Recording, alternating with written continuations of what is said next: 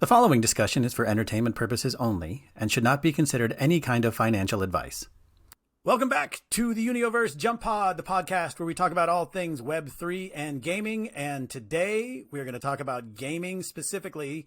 We haven't talked about that just sort of like purely about gaming in a while. My name is Chris Albrecht. I'm the co-host, and I'm here as always with Grant. Grant, how you doing? I'm doing well. It's good to be back on and chatting with you.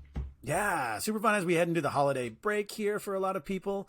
And I couldn't think of a better way to sort of wind down the year than to bring on my good friend of many years, but gaming professional. He's head of partnerships over at the DDM Agency, which you may or may not, he can explain a little bit of that in a second.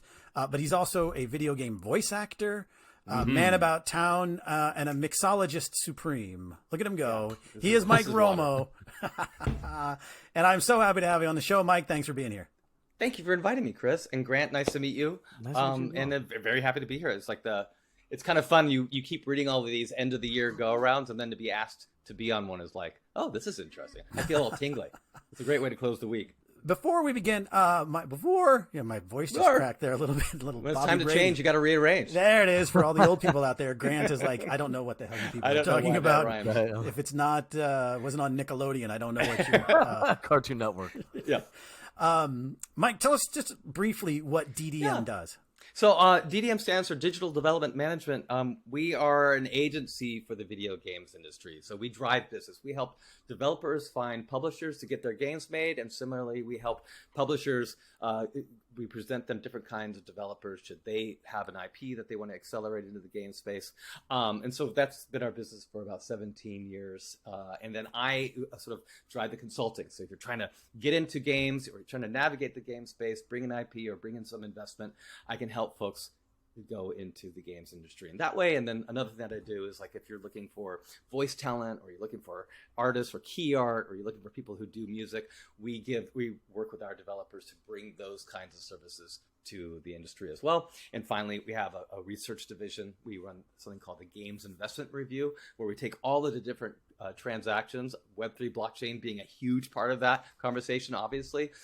We present a quarterly newsletter to discuss those kinds of transactions. And lastly, we have an investment side. So if you're a developer or a publisher and you're trying to build your business, we can help you find funding and stuff. So it's kind of an all-around, let's get this industry working kind of company.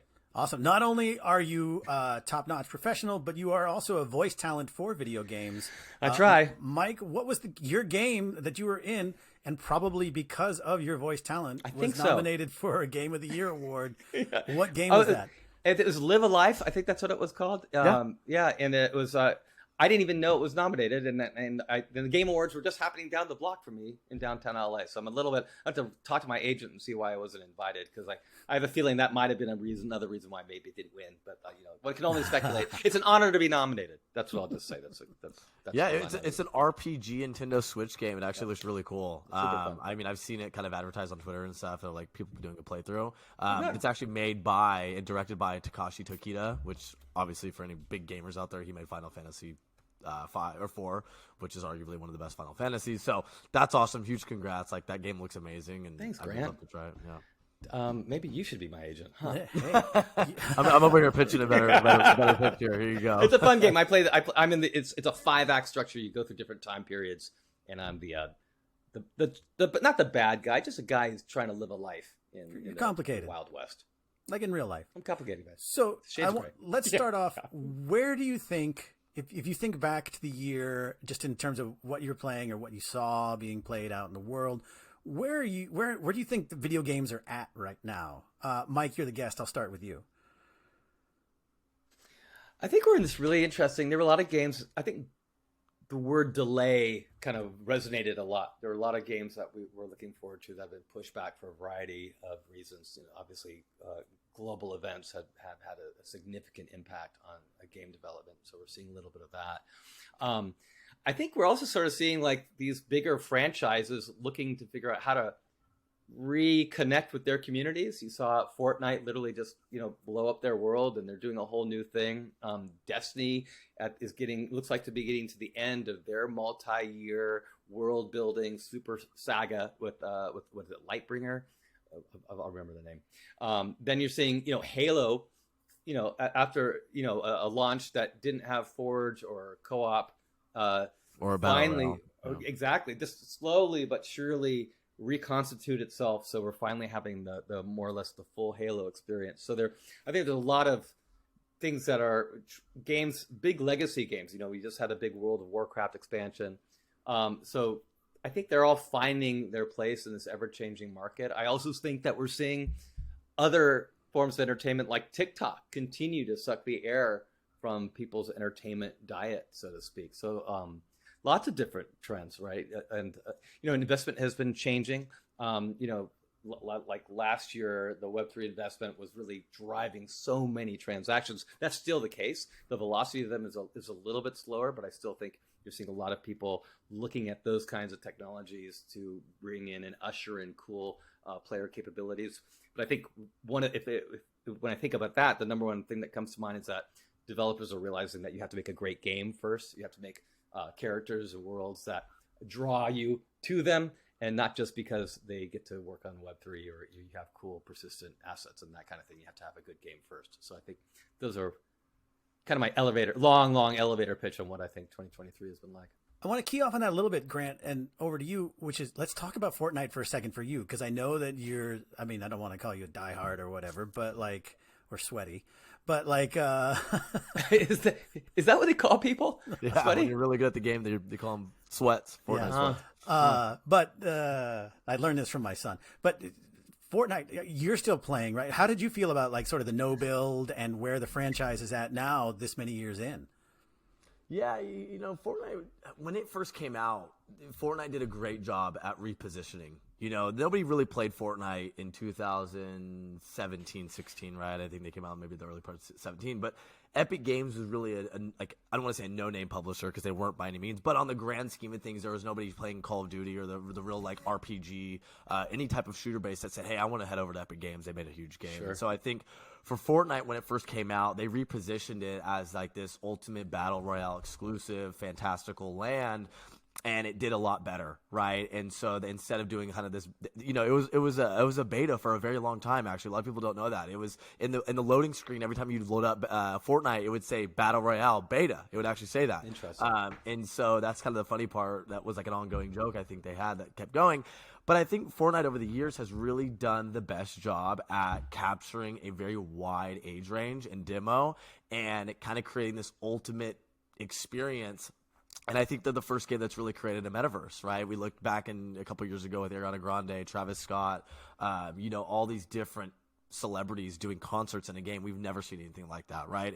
And you had kids that had no idea who really Travis Scott or Ariana Grande were from all parts of the world, but they would join in. They had this very immersive experience. And a mutual friend, Chris A. of ours, Rob Oshima, I remember him, thinking this was the craziest thing. And when people are that are older, that have been in the games industry, that have not thought of anything like this, and they're over here being amazed by this, it really just shows you that you're tuning into this young demo, but also to the older demo that's just, wow, we're here, right, in the gaming sphere. I think this last year has been interesting, though. I come from a competitive gaming side, and so my experience is a little different than a casual player. And I will say that competitive seems very stale. In 2018, we had the Fortnite World Cup, right? It was the biggest cash prize that any esports game has had. You obviously had winners of Booga and some others for the duos. But I think since then, and to Mike's point of COVID, it really has kind of put this, esports world of in-person events kind of on hold. And I think that's one thing that really is unique about esports is it does seem like this very tight-knit community, and you can come into an IRL event and watch people play from all parts of the world. And there's nothing like it. We can kind of equate it to World Cup, but imagine if you knew all of the fans by their gamer tags, right? That's kind of the best way to explain it. And so I think there needs to be more of that to push Fortnite to that next level. You're seeing them do, kind of to your point, some reworking of the worlds and adding different characters in. But I wonder, there has to be something that takes the next step. And I felt like the no build was a great answer to that. Huge thing. And so to take that to the next step and get back to the pre-sweats, we'll go back to Chris's Gen Z word of the day. I looked at it. He loves to Gen Z explain us. He likes to flex that he's still somewhat young. It's just hold on a second. I got to go ask my son something real quick. Yeah, but Exactly. 1 second. I need the next word. another I think that word. was a huge win for them. They added slide canceling, right? So you can actually slide in their game. That was something that was pertinent to Warzone. So Warzone and Call of Duty had this slide cancel. A lot of people wanted to slide, and then before it was strictly third person. So Fortnite was strictly only third person, and then they allowed you to aim in down your sight. They had a gun for a little while that actually allowed you to have a first person view of your gun, which was just new, right? And so I think that as they continue to evolve those things, I think you get track different parts of the fan base, and they have lost some players to Apex Legends as EA continues to put a lot of money and time into efforts in that, and then as well as Warzone coming out, Warzone 2.0 and Modern Warfare 2. So I think, Fortnite still is the trailblazer, and I think that they're creating new experiences, and I think that they'll, the item shop, the battle pass, they made all those things really cool and famous. So I think they're killing it. I think your point about metaverse and Fortnite is kind of this weird thing where once every quarter, it seems, I download whatever I got to download, and I have to see what's going on there. It's almost like appointment engagement in a way for hyper casuals. Like I've played a couple times just because I want to see what that vernacular is like, and no one manages a community like them, and the experience of whenever you go into the Fortnite experience, it's practically perfect. It's just astounding, and it's even when you're returning, you still feel very welcome.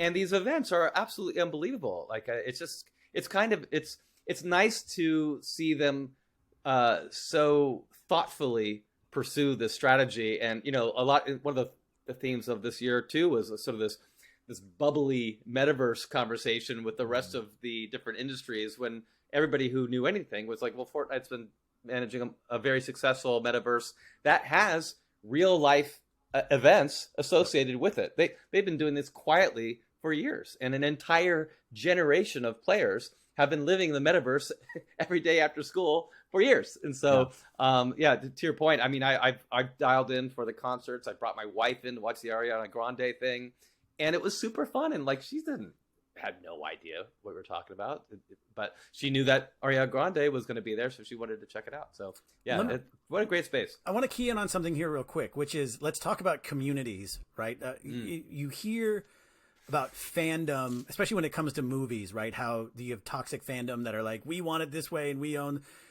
Grant, I'm going to start with you. What do you think communities want from big franchises anymore, and how do you see big franchises successfully interacting with them, right? Is it, how much kowtowing versus how much laying down the law? Like, what do you see as sort of shaping up there over the past year? Yeah, I think people want to see like ingenuity, like communities want to see something new, and I think that's the problem right now with. And I'm going to be very outspoken and honest on this podcast about gaming. Like, I think that's why gaming kind of feels a little stale right now in terms of the franchise model, and a very strict Web 2. And you look at this with like NBA 2K and Madden, right? I'm huge fans of the games, but the communities are like, they're tired of it. There was a trend going on, I think yesterday, it was like NBA 2K needs to be free, right? That was like a very big thing. And like, people are tired of paying for the same game reskinned in a new year. And when the game never changes, that's why Fortnite, again, we go back to this, like they kind of paint the picture and make the model. Franchises need to change. They need to be able to adapt. There needs to be new levels of thinking and creative ability. And one partnership of having Mountain Dew have a little cart driving around in NBA 2K is not going to do it. It isn't. I don't know who. I don't know. My girlfriend. How dare you? I'm sorry. My girl. I should have. This podcast is over. Yeah. We're not getting any funding from them.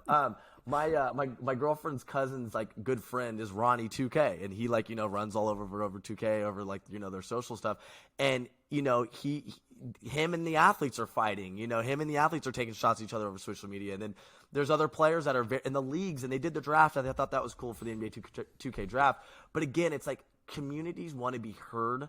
They want the franchise to say, look, the community's been saying this.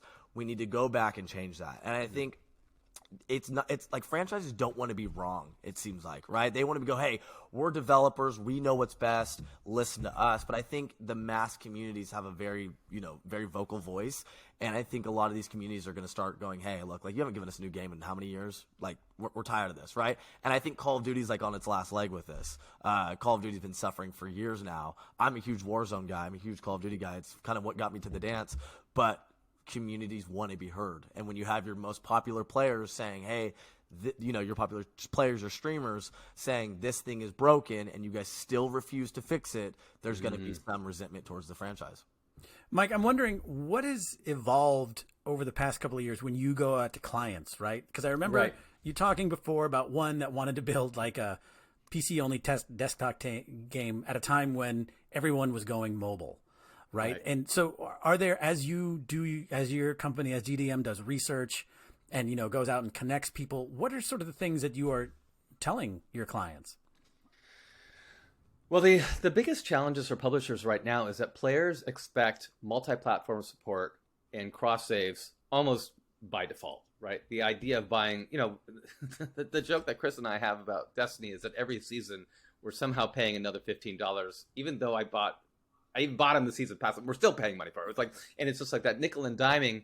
And I play on PC and Xbox, right? And so I have to pay, and it doesn't equate for modern gamers. To your point, Grant, right? Like, it's just like, how often do I have to shell this stuff out? And like, I used to play Heroes of the Storm. I play a lot of free-to-play games, and I'm happy to buy a skin. I'm happy to buy a season pass because I know it's going to support the developers. But it's a choice that I make that I can really, really own and feel good about. Being told that you can't have this particular ability because you didn't pay for that particular game a year and a half ago just feels bad. Like, if you didn't buy a certain expansion for Destiny, you can't use stasis. Right, you have to go all the way back and buy that thing, which is so. That's one pressure, is like the idea that, you know, people have multiple screens. There's this mobile to desktop interplay that is becoming more and more in vogue. You see, but the number one thing that's really kind of the biggest fruit really is mobile gaming, but it's the most hardcore way to develop. Is a very specific way of marketing. It is a very specific way of managing community. You can make a ton of money, but you can also lose a lot of money. And so, and depending on the region too, right? A person in Asia is going to be very different than a player in the U.S., and it's going to be very different than a player in Brazil. I think people are used to being able finding. It's almost like the movies and stuff now is like establishing new IPs is more and more expensive, more than ever, and so there's always a lot of energy around, well, what's going to be the install base there? To Grant's point earlier, the idea of these annual purchases, games are really going as a service. Even things like Diablo, right? Which Diablo 3 was a one and done. That is basically turning into a semi-open world, ongoing MMO. You know, and you're seeing a lot of these longer term, longer engagement games that used to be just buy a box product and you're done. Like, those are almost getting fewer and farther between. For every Stray that you can buy, there's going to be 4 or 5 other games that are actually little mini service games along the line. So that's a major trend. But the thing is, for a developer, that means you have to create an entire network ops system. You have to have really, really good security. You have to be able to manage the different sort of protocols from Europe to Asia to the US. There's different legal things that you have to manage when you're dealing with these online service games. And so, you know, getting into the games industry, you really have to be very, very clear in what kind of story you want to tell, and also be very, very aware of the pressures. You know, the consoles, we got to wonder, right? Will there be another PlayStation? Will there be another Xbox? Or will it be something the size of this that you plug into your TV that's streaming games, right? That'll work for some countries, right? But not for all of them. So really navigating sort of another aspect of navigating the idea of multiple generations of consoles existing. So having a PS5, but making sure that you're taking care of those PS4 players, because guess what? There's still people that can't find a PS5. And so, and being able to message that, right? I kept putting off getting the new Horizon Zero Dawn game because I wanted to wait until I got the PS5. I talked to the developers like, no, you should just play it on PS4. It's awesome. But I'm like, but I want all that new experience. So there's a lot of like cross-generational console stuff. And it's still difficult to find a PlayStation. So we'll see what happens in 2003. But I think to your question, the idea of being really, really aware that players are demanding a level of care and attention and are really looking at their investment in a different way. When you're telling somebody it's going to cost $70 to buy a console game, it better come with a lot of extended value, because you can play a myriad of free-to-play games that will give you just as much enjoyment, give you a big old community that will make look askance at maybe it's a big special gift for yourself or a friend that you're giving $70 to, but it's certainly not something that you feel comfortable going over and over again. So that's kind of that answer. Mike, I completely agree, and I think one point I want to touch on before I throw it back over to Chris is like, one of my favorite movies that really changed the way I look at metaverse and the experience of like the digital world we're heading to is one of my favorite movies is Ready Player One, right? Sure. Where he throws on those goggles and he just goes into the world, right? And like I think that's where we're at or we're getting to with games and launches like Fortnite, like Apex Legends, because the last thing you want to do is feel like you're starting over, right? And that was like always the worst thing to a gamer, right? It was like this is like the psychological thing that we used to go through as kids is when you didn't save the game that you made it all the way to, right? You'd beat a level, and maybe I'm talking like 2005, and I know you guys are like, oh, we had games back in 1985. My bad. I'm sorry. I didn't save maybe a player that I created. Sure. That was like terrible, right? And so you want all of that to just be open, right? Right when you jump back in, you're already faced with the same exact thing you saw last time you logged out. And I feel like there's this psychological thing with Call of Duty, with like NBA 2K, Madden, whatever new game comes out that you have to purchase. I feel like it's a starting over thing, even though you're not, right? And sometimes you are because you maybe don't get the skins from last game or whatever. But there is this kind of comfortability feeling, right, Mike, where you said, hey, sometimes you just want to check in on Fortnite and just see what they've been doing, right? The new game. And it's because it's a safety net, because you know what you're going to get right when you hop back in.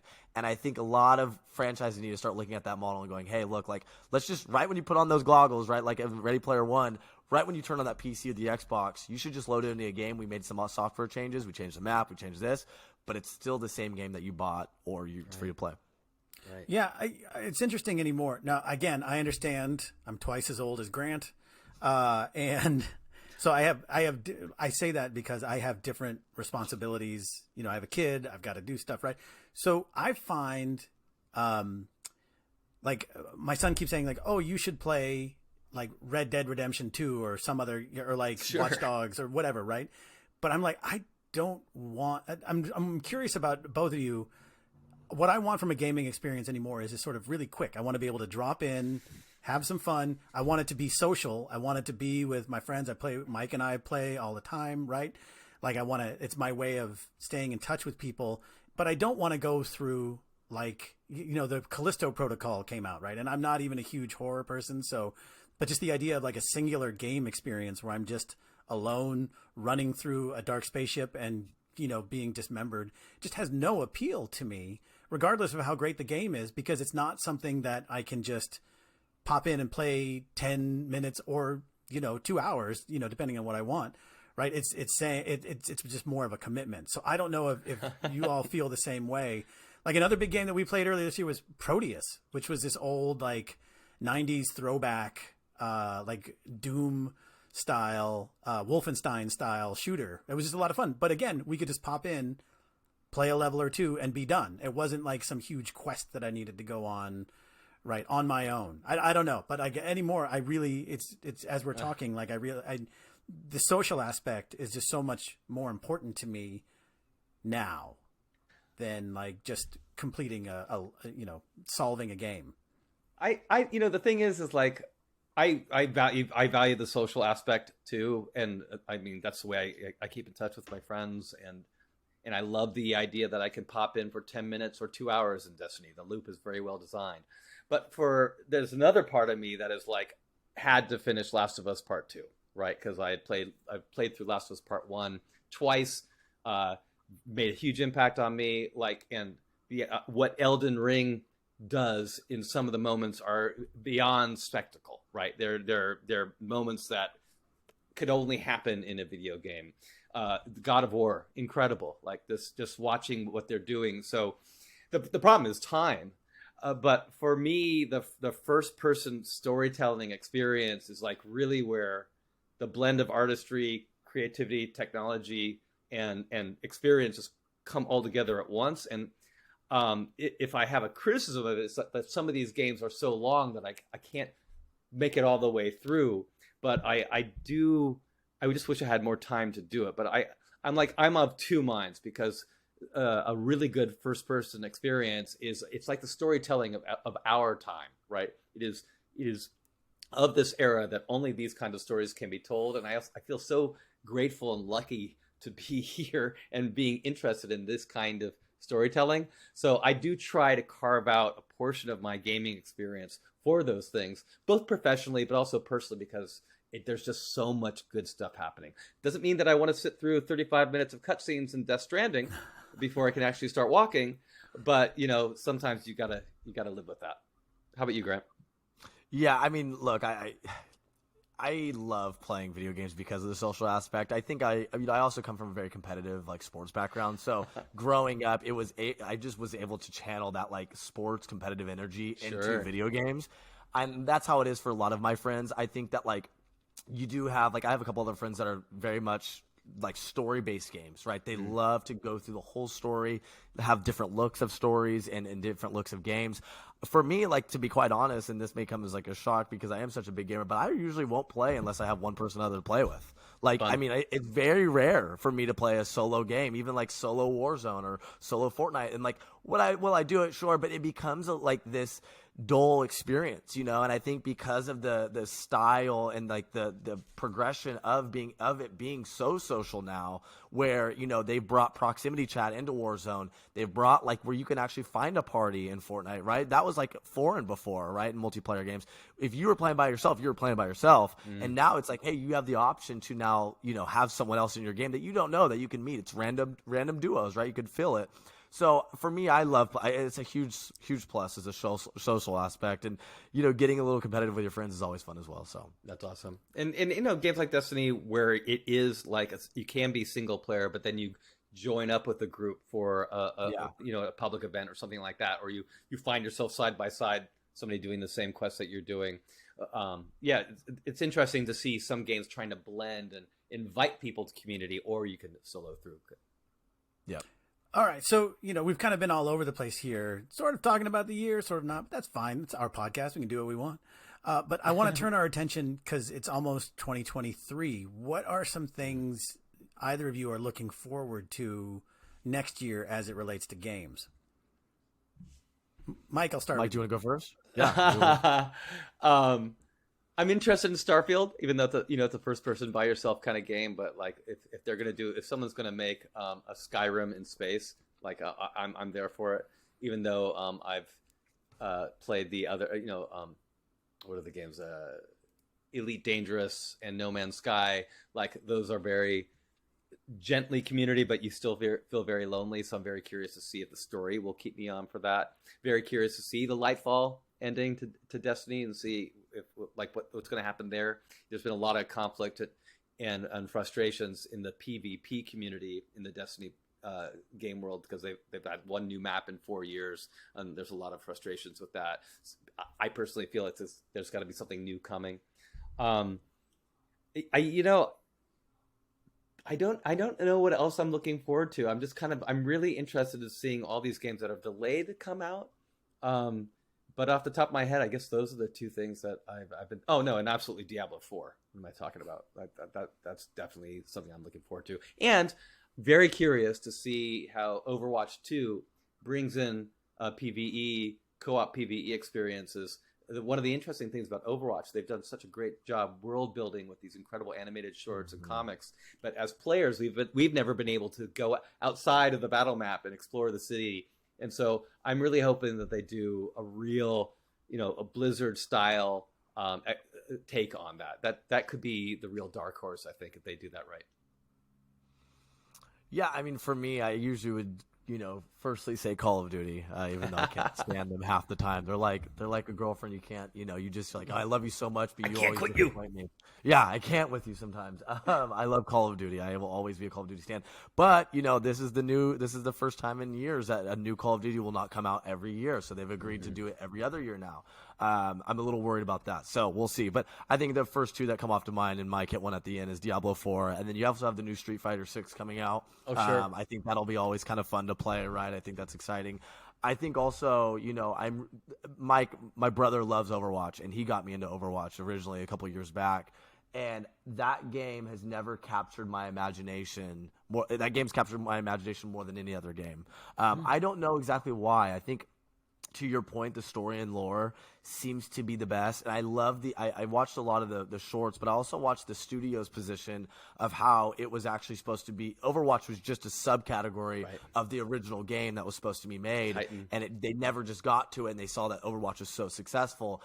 And there's a part of me that it feels like Overwatch is a little bit of an underdog, right? In kind of everyone's minds, where like it wasn't supposed to be what it is today, and it's gotten there. And I love a good story, and so I love just that they cover so many different, personalities, whether it be Diva, and she's like, an Asian gamer girl, and then she's like trying to make it through the the gaming world that's like conquered by men, and she's like killing it, and she's like the famous star now. And then, you have like Genji and Hanzo that are brothers, and it's like, there's so many elements, and like, I didn't even know that Anna is Mercy's mom. And there's just so many things that you just like, I hear all these like stories. I'm like, wow, that's so crazy.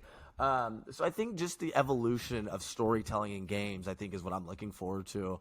But yeah, there's some games that I think the Spider-Man game that's coming out in July is supposed to be actually the first Spider-Man game that's multiplayer, where you can have like more than 2 people. Me and my friends were talking about how fun it's going to be is to play Spider-Man from every different universe and flying around New York City all together. That's, again, going back to the social element. It seems like we are curious and interested more in hanging out over a game nowadays, especially because of COVID, than in real life. Like, you get to kind of be whatever you want and have fun doing whatever you want and chat while doing the same thing. So those are the couple of things, just to name a few. Oh, yeah, the new Star Wars game too. That Jedi gun. I don't know. Oh, Survivor or whatever. Yeah. What is it? I'm looking up right now. I had to, but that first one was for me a very surprising, like actual, like super fun Star Wars experience. Like I had been a big Dark Forces fan back in the day, so I'm excited to see where they take that franchise. Yeah, you're also a big prequels guy, right? You like the yeah, just 100%. You should see my bedroom. That's your it's all prequel posters. No, to your point, like I love Overwatch again because I can drop in, I can play for a little bit, I can play for a long time. The characters are fully realized, right? And I think that part of your underdog comment, Grant, is that everybody was looking like Overwatch 2, and then it just became sort of like you got a couple new heroes, and they're changing the maps from day to night, and a couple new maps, but it was sort of like, oh, well, this seems more like a 1.5 than a 2, right? But the game, what still makes it fun is still there. So, and even if, like, I don't even mind the battle pass. I'll pay $10 every couple of months because I love playing the game. And I didn't know about the Spider-Man thing because, I downloaded Miles Morales and played it, but it just kind of felt like more of the same. Like, I know it was good, but it's at some point, especially when you're just playing alone, you're like, okay, I'll web the barrel, I'll spin it around, I'll throw it, I'll jump, I'll swing, I'll do my special moves. It'll look cool in slow-mo, right? But the idea of doing that with someone else, so you've got your, Sony Spider-Man, your Spider-Ham, right? Like you got all this stuff from Into the Spider-Verse. And I'm sure, they'll tie it in with the movie coming out next year. That'll be amazing because just the funnest part of that game was just swinging around the city and being able to swing around with someone else will be like super fun. The other thing I don't have... You're telling me that like friends are not going to have... Yeah, they're not going to have races in New York of like whoever can swing the fast... that happens all the time, fun. Right? Like that'd be so much fun. Or the best tricks. I gotta wonder, like... Yeah. I gotta wonder if like so many, at least on the PC, I guess on the consoles too, that you're allowed to... It's so easy now to stream to folks on Twitch. Yeah. And I wonder if that's almost this quiet admission that people want community, even if it's just a single player game, right? Just the idea that you can invite people to watch and have these conversations. I haven't really. What's funny is that you bring that up. A lot of people that are not familiar with Discord, you could do the same thing in Discord. So if you have so me and my buddies, we all have a Discord server that we're all in that we play games in. But a lot of times it turns into one person playing games and us 4 dudes just watching him play. Really? And he'll stream it and we'll be giving him advice or we'll be coaching him. We'll be like, hey, why don't you do this? And it turns into this very private, like intimate, like experience because we're all looking at what you're looking at, but we're all giving it like different perspectives. I think gaming just triggers so many different parts of the brain, and that's why it can become very addictive. But I think all the elements outside of gaming, like the community, like the social aspect, like the streaming aspect, are just very interesting, and I think they're very appealing to the mass market. Well, that touches Yeah, on speaking Chris's, one of your earlier questions about community, is Yeah. that, community, it's no longer just making sure you have a Twitter account and posting some photos to Instagram. It's really cultivating these micro communities within a massive sort of platform like a Discord or something. And I think if that's one of the trends of this year that has really become apparent, is just how Discord has become just this connective layer beyond just a chat window and a Twitch stream. It's like the Discord, what that's brought to the micro communities around gaming. I think that's been a really big deal, and I'm very, very curious. Every time I go on Discord, I kind of get splitting headaches, but that's yeah. Oh, it gives me a migraine. Just with all the sirens and all the stickers and emojis and everything. Sirens. Well, I mean, I wonder if people are hitting like a Discord fatigue, because Grant will be on talks with coworkers, and I'll see on there they'll share a screen in Discord or whatever, and you're like, there are 20 Discord servers lined up on the left hand side, and I'm oh wow, I don't know how. I think I have 150. Yeah, really? I think I have 150. Yeah, I think I have 100, at least 150. Yeah, I mean, like in this, Mike, one of my previous job was with Rally Forte. So like Kevin, who worked with Chris, so like Bam. And so one of the things we were utilizing Discord was actually some for work, but also we were working with like other Discord communities on how to monetize Discord better. Sure. And so, I would just mass join Discords just to be seeing what behaviors are going on. Oh, there's you think of any topic, there's a Discord out there for it, gaming or not, right? Like there's Flat Earth Discord, there's everything Discord. So Discord can be down quite the rabbit hole. Yeah, I just don't know. Like, I try to think about people's just everyday, like their live stream, right? And what fits into it, what slides in to what they're doing already, and what becomes additive and what sticks that's additive, right? But also, like if you think of TikTok, we mentioned TikTok earlier, right? TikTok could slide because everybody has their phone all the time, right? And they want to be entertained and they want to share stuff, right? So that slides right in. And Discord, I guess, on another level, using it on mobile or whatever, you can do it too. But I just wonder, I wonder if we're going to hit some kind of tipping point or breaking point for people, because there's just too many Discords going on. Too much Discord. It's a lot of Discord. Yeah, what do I know? Anyway, I think that's a pretty good place to end it. On Discord, with Discord amongst each other. We are just angry. We are just angry. No, you should definitely join the Universe Discord. Speaking of which, yes, yeah. Speaking of which, that's a lovely place where you get all kinds of information and fun all the time. Anyway, I think we've had a really great chat. Mike, thank you for being here. Thanks for inviting me. Mike Romo again of DDM, and Grant, always a pleasure to talk with you. Y'all have a great rest of the end of the year, and we'll check back in next year and see where we were at. Yeah, have a good holiday. Thank you, Mike. We made it. That's right.